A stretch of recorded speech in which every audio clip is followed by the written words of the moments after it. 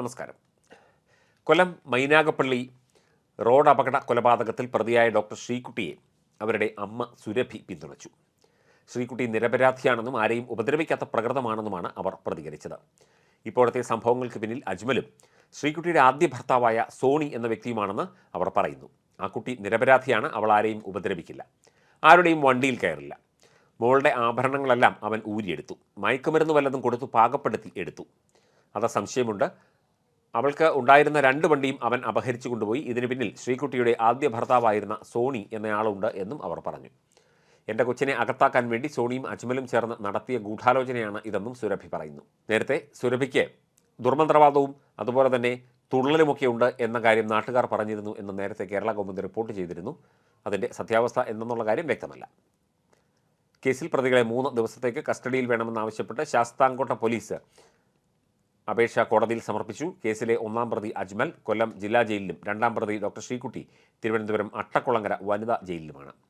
കേസിൽ അപകടമുണ്ടാക്കിയ കാറിന് ഇൻഷുറൻസ് ഉണ്ടായിരുന്നില്ല എന്നും റിപ്പോർട്ടുണ്ട്.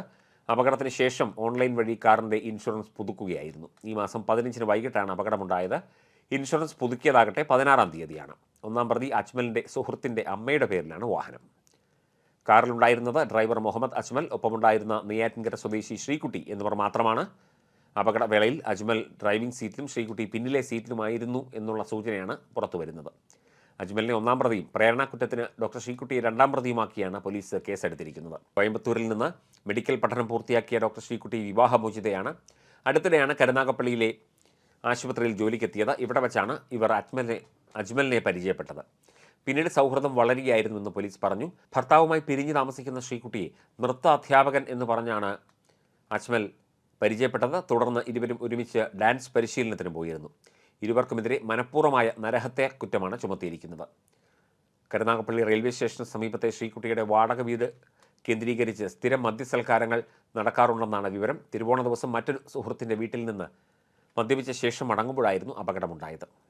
സോമവിലാസം ചന്തയ്ക്ക് സമീപമുള്ള സുഹൃത്തിൻ്റെ വീട്ടിൽ ഓണാഘോഷത്തിന് ശേഷമാണ് അജ്മലും ശ്രീകുട്ടിയും കരുനാഗപ്പള്ളി ഭാഗത്തേക്ക് പോയത്. റോഡിൻ്റെ വശത്ത് നിന്ന് കാർ യാത്രികർ മദ്യപിക്കുന്നത് കണ്ടതായി നാട്ടുകാർ പറയുന്നു. സംഭവ സമയം താനും ഡോക്ടർ മദ്യപിച്ചിരുന്നതായി അജ്മലും മൊഴി നൽകിയിട്ടുണ്ട്.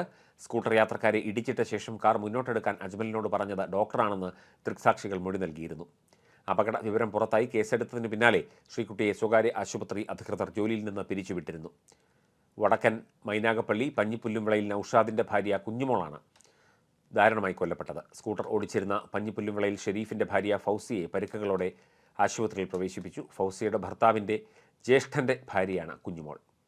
തിരുവോണ നാളിൽ വൈകിട്ട് മൈനാഗപ്പള്ളി ആനൂർക്കാവ് ജംഗ്ഷന് സമീപമാണ് അപകടമുണ്ടായത്. ഫൗസിയെ ഉണ്ടാക്കിയ പായസം വിതരണം ചെയ്യാൻ ആനൂർക്കാവ് ജംഗ്ഷനിലെ കടയിൽ നിന്ന് ഗ്ലാസും പാത്രവും വാങ്ങാൻ എത്തിയതായിരുന്നു കുഞ്ഞുമോൾ. ഇവരുമായി ഫൗസിയ സ്കൂട്ടറിൽ റോഡ് കുറുകെ കടക്കുന്നതിനിടെ സോമവിലാസം ചന്തയുടെ ഭാഗത്തുനിന്ന് വന്ന അജ്മൽ ഓടിച്ചിരുന്ന കാറാണ് ഇരുവരെയും ഇടിച്ച് തെറിപ്പിച്ചത്. ഇടിയുടെ ആഘാതത്തിൽ സ്കൂട്ടർ ഓടിച്ചിരുന്ന ഫൗസിയ റോഡ് വക്കിലേക്ക് തെറിച്ചു വീണു. കാറിൻ്റെ ബോണറ്റിലേക്ക് വീണ കുഞ്ഞുമോൾ മുൻഭാഗത്തെ ടയറിനടിയിലേക്ക് പതിച്ചു. കാർ മുന്നോട്ടെടുക്കരുത് എന്ന സംഭവത്തിന് സാക്ഷികളായ നാട്ടുകാർ അലറി വിളിച്ചെങ്കിലും അജ്മൽ ചെവിക്കൊണ്ടില്ല. കുഞ്ഞുമോളുടെ ശരീരത്തിലെ നെഞ്ചുഭാഗത്തുകൂടി കാർ കയറ്റിയിറക്കി കരുനാഗപ്പള്ളി ഭാഗത്തേക്ക് പോയി. പരിക്കേറ്റ സ്കൂട്ടർ യാത്രികരെ നാട്ടുകാർ സമീപത്തെ ആശുപത്രിയിൽ എത്തിച്ചെങ്കിലും അന്ന് രാത്രിയോടെ കുഞ്ഞുമോൾ മരിച്ചു. നാട്ടുകാർ പിന്തുടരുന്നുണ്ട് എന്ന് മനസ്സിലാക്കിയ അജ്മൽ മാർഗമധ്യേ കാർ ഉപേക്ഷിച്ച് രക്ഷപ്പെടുകയായിരുന്നു. കൂടെയുണ്ടായിരുന്ന ശ്രീകുട്ടിയെ നാട്ടുകാർ തടഞ്ഞുവെച്ച് ശാസ്താംകോട്ട പോലീസിന് കൈമാറുകയായിരുന്നു. ഒളിവിൽ പോയ അജ്മലിനെ ശൂരനാട് പതാരത്തെ ബന്ധുവീട്ടിൽ നിന്നാണ് പിറ്റേ ദിവസം രാവിലെ പോലീസ് കസ്റ്റഡിയിലെടുത്തത്. ചന്ദനമോഷണം, തട്ടിപ്പ്, മയക്കുമരുന്ന് തുടങ്ങി നിരവധി കേസുകൾ അജ്മലിൻ്റെ പേരിൽ ഉണ്ട്.